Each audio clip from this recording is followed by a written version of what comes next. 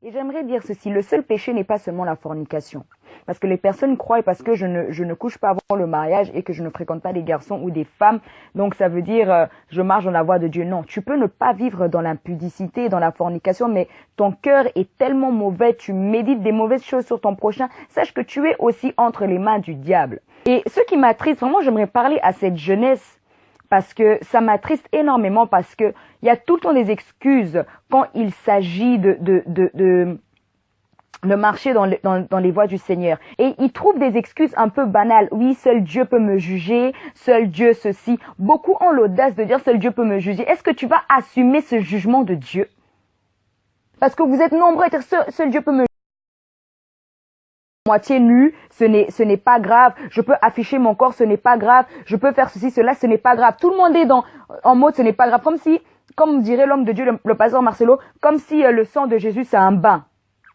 Les gens profitent de la grâce. C'est pas parce que nous sommes dans un temps de la grâce qu'aujourd'hui on doit profiter et vivre n'importe comment. Accepte la vérité, même si aujourd'hui la parole de Dieu te fait mal. Moi je dis tout le temps, si quelqu'un publie un message et tu te sens visé quelque part, ne t'énerve pas. Demande au Seigneur, Seigneur, pourquoi est-ce que ce statut me vise autant et me pique autant? Et ne commence pas à chercher des débats inutiles. Pourquoi ça te pique? Et puis il y a beaucoup, franchement, j'aimerais vous dire une vérité. Beaucoup m'envoient des messages, ouais, ceci, cela.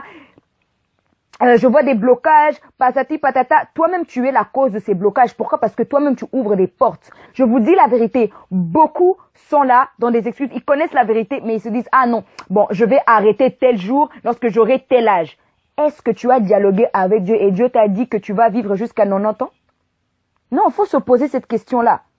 Est-ce que Dieu t'a dit tu vas rester en vie, tu vas rester sur cette terre jusqu'à 120 ans, t'as encore le temps de te repentir? Combien de jeunes ne sont pas morts en cette année 2016? Combien? Es-tu meilleur que toutes ces personnes-là qui meurent? Tu dois même te réjouir parce que tu as des personnes, aujourd'hui Facebook, tu reçois beaucoup de messages des personnes, tu lis des statuts où il y a la repentance, où les gens te demandent de revenir à Christ, mais malgré ça, tu ne veux pas. Mais je crois que Dieu est un Dieu de la deuxième chance. Et s'il permet que tu puisses même suivre cette vidéo, c'est parce qu'il veut que tu te répandes.